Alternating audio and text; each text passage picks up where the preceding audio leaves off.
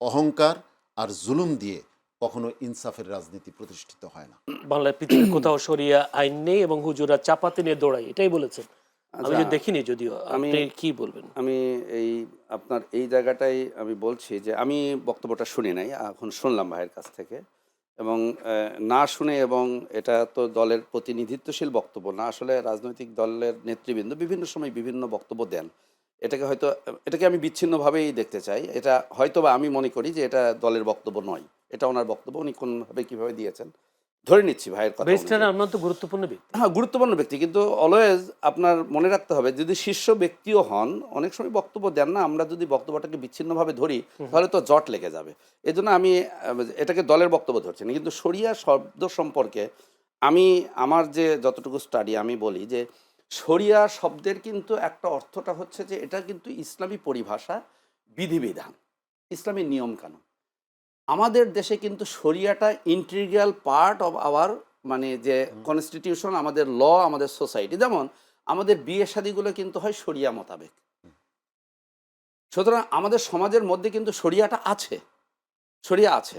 সুতরাং পৃথিবীতে কোথাও শরিয়া নাই আমি বলবো যে এটা তাত্ত্বিকভাবে ঠিক নয়।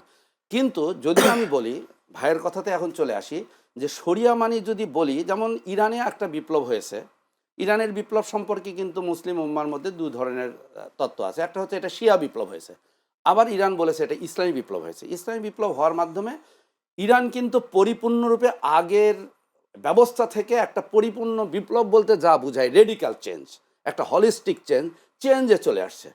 তো বাংলাদেশে জামায়াত ইসলামী রাজনৈতিক, তারা দলীয় গঠনতন্ত্রে কি বলেছে, তারা কিন্তু স্পষ্ট করে বলেছে তারা গণতান্ত্রিক, নিয়মতান্ত্রিক, শাসনতান্ত্রিক পরিবর্তন করবে শান্তিপূর্ণ উপায়ে, গণতান্ত্রিক, নিয়মতান্ত্রিক উপায়ে, বৈপ্লবিকভাবে নাই। কিন্তু ভাই, পরিবর্তনটা কি কি পরিবর্তন আনবে? সেটা হচ্ছে দেশের আইন কানুনকে ইসলামের আলোকে, তাদের যে বিশ্বাস পর্বে যেটা বলা হয়েছে, লক্ষ্য উদ্দেশ্য পর্বে যেটা বলা হয়েছে, এটা খুবই একাডেমিক ডিসকাশন। যদি দেখেন তাহলে জামাতের আলটিমেট লক্ষ্য কিন্তু ইসলামের মাধ্যমে সকল মানুষের, শুধু মুসলমানের নয়, একটা ভূখণ্ডের সকল মানুষের, হিন্দু, বৌদ্ধ, খ্রিস্টান, উপজাতি, নৃগোষ্ঠী, সকল মানুষের কল্যাণ সাধন করা, শান্তি প্রতিষ্ঠা করা। সেটা কি শরিয়া কি না? হ্যাঁ, অবশ্যই। আমি বলছি শরিয়ার সার্বজনীন ব্যাখ্যাটা হচ্ছে ইসলামী আইনটাকে যদি শরিয়া হিসেবে আমি যদি ধরি, ইসলামের লক্ষ্যটাই হচ্ছে পৃথিবীতে ইসলাম একটা পরিপূর্ণ শান্তি বিরাজমান প্রাকৃতিকভাবে। ঠিক যখন কোনো সমাজে আপনি ইসলামী আইন মতান্তরে শরিয়া আইনকে যখন বাস্তবায়ন করবেন, তখনই মানুষের মধ্যে কিন্তু সকল জুলুমের অবসান ঘটবে। আল্লাহর আইন দ্বারাই কিন্তু মানুষ শাসিত হবে, এবং কোনো মানুষ কোনো মানুষের উপর জুলুম করবে না, ধর্ম বর্ণ নির্বিশেষে থাকবে না। এটা হচ্ছে আলটিমেট গোল। কিন্তু ওই লক্ষ্যে পৌঁছার জন্য বিভিন্ন মডেল আছে পৃথিবীতে, বিভিন্ন মডেল আছে। এবং আমি বলছি বর্তমানে বাংলাদেশের সেই মডেলটা কি? হ্যাঁ, সেই মডেলগুলো যেমন আপনি দেখেন, নাজমুদ্দিন আরবাকান দীর্ঘদিন তুরস্কে কিন্তু একেবারে আমাদের দেশের যেমন ইসলামী শাসনতন্ত্র আন্দোলন, ইসলামী আন্দোলন, জামাত ইসলামী যেভাবে এটা করেছে, কিন্তু নাজমুদ্দিন এরদোয়ানের মডেলটা কিন্তু ভিন্ন। তিনি কিন্তু গণতান্ত্রিক এবং ধর্মনিরপেক্ষতার যে কালচারটা কামাল আতাতুর্কের মাধ্যমে হয়েছিল, এটার সাথে কিন্তু তিনি একটা মানে কম্প্রোমাইজ করে, অথবা না এটার সাথে ম্যাচিং করে, এটার সাথে করে তিনি কিন্তু প্রথমে একটা কালচারাল চেঞ্জ। আমি ফিরে আসি আপনার কথায়, কনক্লুশনের মূল জায়গাটায় চলে আসি। আমি বিশেষ করে আমার হাসান ভাইকে আমি একটা জিনিস দৃষ্টি আকর্ষণ করি, যে দেখেন বাংলাদেশে ইসলাম পন্থার রাজনীতিটা কিন্তু একটা বড় চ্যালেঞ্জের মুখোমুখি বাংলাদেশ রাষ্ট্র প্রতিষ্ঠার পক্ষ থেকে, এবং সেক্ষেত্রে আপনারা ইসলামিক দলগুলো কিন্তু একটা অনন্য ভূমিকা পালন করেছেন। ছোটোখাটো বিষয় নিয়ে মতবিরোধের জায়গার থেকে, যেমন আমি বলবো অনেক কিছুর পরেও জামাতের পক্ষ থেকে বরিশালে পীর সাহেবের আসনটিকে কিন্তু সেখানে কিন্তু প্রার্থী প্রত্যাহার করে নেওয়া হয়েছে। এটা নট লাইক দ্যাট যে উভয় সব জায়গায় আমাদের হতে হবে। এমনকি চরমনায়ের পীর সাহেবও কিন্তু এই বিষয়টা প্রত্যাখ্যান করেন। এটা সৌন্দর্য, এটা উদারতা। এই যে এমনকি আমি দেখেছি ইসলামী আন্দোলনের যে প্রেস ব্রিফিং হয়েছে, সেখানেও কিন্তু বারবার বলা হয়েছে আমাদের রাজনৈতিক শিষ্টাচার যেন আমরা পরস্পরের প্রতি বজায় রাখি। আমি মনে করি এটাই হচ্ছে আমাদের, এবং এটার মাধ্যমেই দিন শেষে আমাদের অ্যাডজাস্টমেন্ট, যেটা হয়তো এবার পূর্ণ হলো না, আমি আশা রাখবো যে ভবিষ্যতে হবে না, এমন নিরাশা তো আমরা ব্যক্ত করতে পারি। যদি ইফতেখার তারিক, আপনার কাছে আরেকটা প্রশ্ন, সেটা হচ্ছে বরিশাল 5 আসনের প্রতিদ্বন্দ্বিতা থেকে সরে দাঁড়ালেন জামায়াত ইসলামের প্রার্থী মোয়াজ্জম হোসাইন, সেখানে আপনাদের ফয়জুল করিম সম্ভবত আপনাদের নায়েবে আমির, তিনি সেখানে প্রার্থী।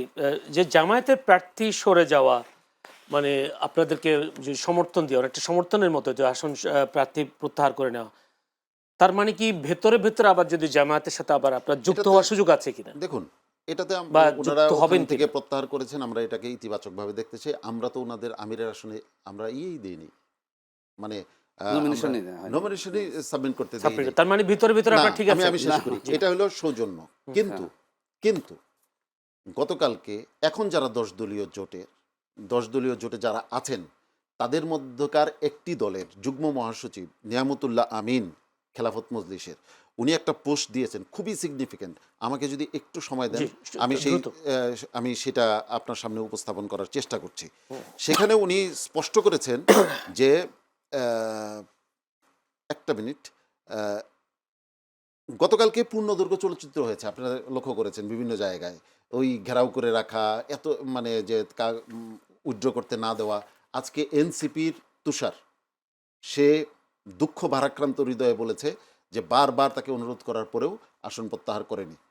আসলে আমি এই অভিযোগটা করতে চাই না, কিন্তু আমরা বুঝতে পারছিলাম যে আমাদের জন্য একটা বড় কুয়া খনন করা হয়ে গেছে।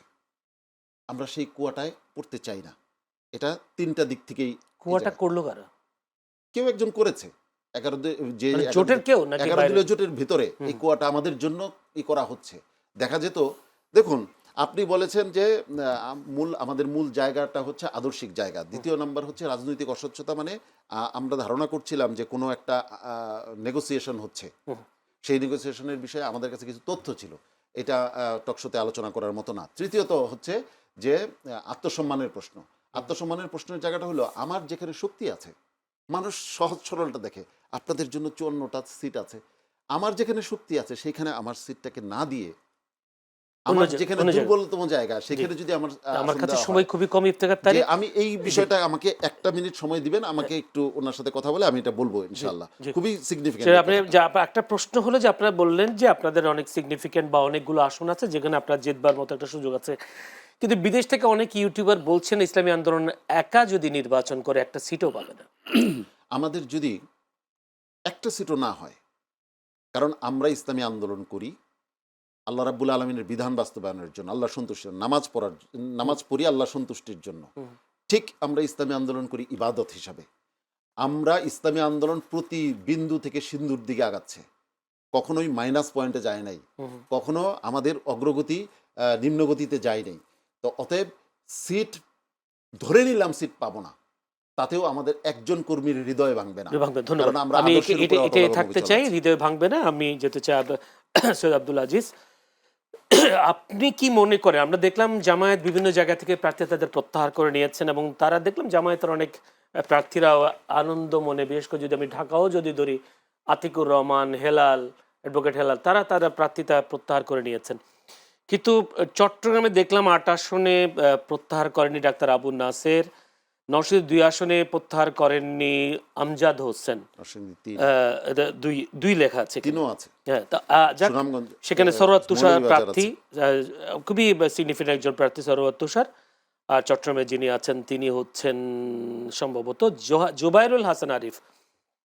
জামায়াতের প্রার্থীদের মধ্যে নতুন করে বিদ্রোহ সৃষ্টি হচ্ছে কিনা, যেটা দেখা যায়নি কিছুদিন আগে, বা ক্ষমতার লোভ ঢুকে গেছে? না, আমি এটা আপনার এই প্রশ্নের উত্তরটা আসলে জামাতের যদি অফিসিয়াল প্রতিনিধি, রাজনৈতিক যারা সংগঠনের সাথে যুক্ত আছেন তারা মনে হয় দিতে পারবেন। আমি বিচ্ছিন্ন, আমি এমনি সোশ্যাল মিডিয়া বা মেইন স্ট্রিম মিডিয়াগুলোতে যতটুকু আমি দেখেছি, কালকে সম্ভবত দেখেছি যে সুনামগঞ্জের যে ঘটনা, সেটা হচ্ছে দলের লোকেরা ওনাদের ওখানকার আমিরকে অবরুদ্ধ করে রেখেছেন, এরকম একটা দৃশ্য দেখেছি। এবং আবার এটাও দেখেছি যে ওই জেলা আমির তিনি অনুরোধ করতেছেন যে আমাদের দলটা শৃঙ্খলা রক্ষা, আপনারা দয়া করে শৃঙ্খলা নষ্ট, এই ধরনের একটা দৃশ্য দেখেছি আমি।